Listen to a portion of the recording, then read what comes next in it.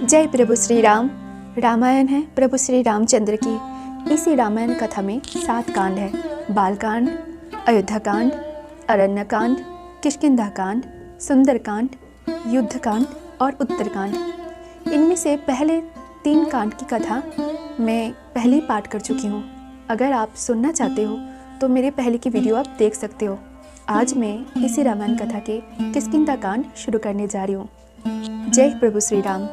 आप सबसे मेरी विनती है, कृपया करके ये कथा आप सुने। कमल उत्पल तथा मत्स्यों से परिपूर्ण पंपा सरोवर के पास पहुंचने पर वहां एक रमणीय दृश्य को देखकर राम को फिर सीता का स्मरण हो आया और वे पुनः विलाप करने लगे। उन्होंने लक्ष्मण से कहा, हे सौमित्र, इस पंपा सरोवर का जल वैदुरमणि के समान स्वच्छ एवं श्याम है। इसमें खिले हुए कमल पुष्प और क्रिया करते हुए जल पक्षी कैसे सुशोभित हो रहे हैं। चैत्र माह ने वृक्ष को पल्लवित कर फूलों और फलों से समृद्ध कर दिया है। चारों ओर मनोहर सुगंध बिखर रही है। यदि आज सीता भी अपने साथ होती तो इस दृश्य को देखकर उसका हृदय कितना प्रफुल्लित होता। ऐसा प्रतीत होता है कि बसंत रूपी अग्नि मुझे जलाकर भस्म कर देगी। हे सीते, तुम ना जाने किस दशा में रो रो कर अपना समय बिता रही होगी।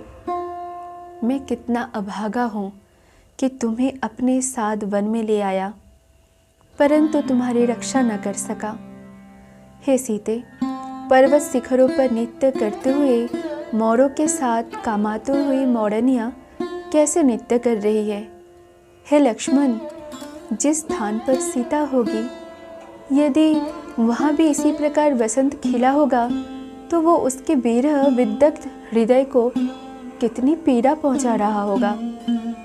वो अवश्य ही मेरे वियोग में रो रो कर अपने प्राण दे रही होगी। मैं जानता हूँ वो मेरे बिना पानी से बाहर निकली हुई मछली की भांति तड़प रही होगी। उसकी वही दशा हो रही होगी जो आज मेरी हो रही है।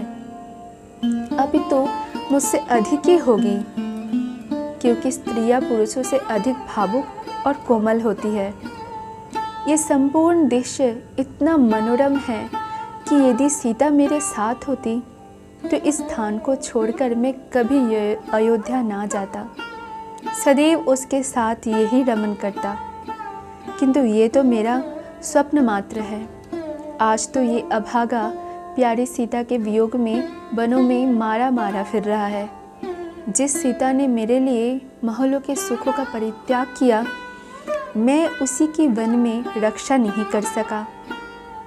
मैं कैसे ये जीवन धारण करूं? मैं अयोध्या जाकर किसी को क्या बताऊंगा? माता कौशल्या को क्या उत्तर दूंगा? मुझे कुछ सुझाई नहीं देता। मैं इस विपत्ति के पहाड़ के नीचे दबा जा रहा हूँ। मुझे इस विपत्ति से छुटकारे का कोई उपाय नहीं सूझ रहा है। मैं यही पंपा सरोवर में डूबकर अपने प्राण दे दूंगा। भाई लक्ष्मण, तुम अभी अयोध्या लौट जाओ। मैं अब जनक नंदिनी सीता के बिना जीवित नहीं रह सकता। बड़े भाई की ये दशा देखकर लक्ष्मण बोले, हे पुरुषोत्तम राम, आप शोक न करें।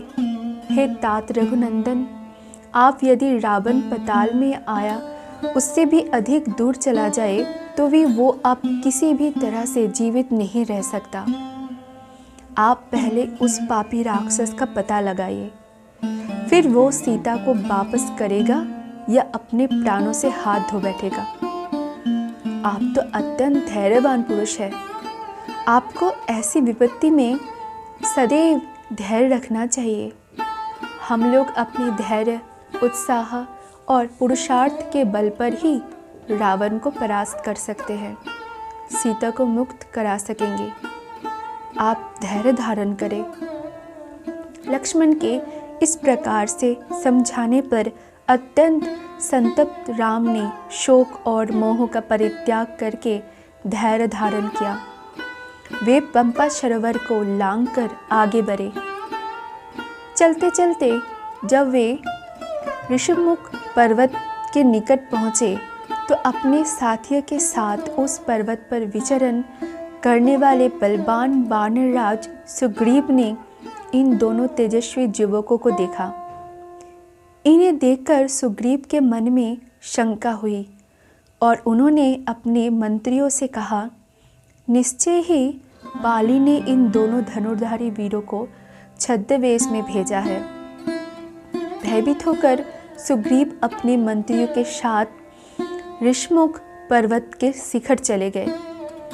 सुग्रीव को इस प्रकार चिंतित देखकर वाक्यटु हनुमान बोले, हे वानराधिपते, बाली तो सावस यहाँ आ नहीं सकता।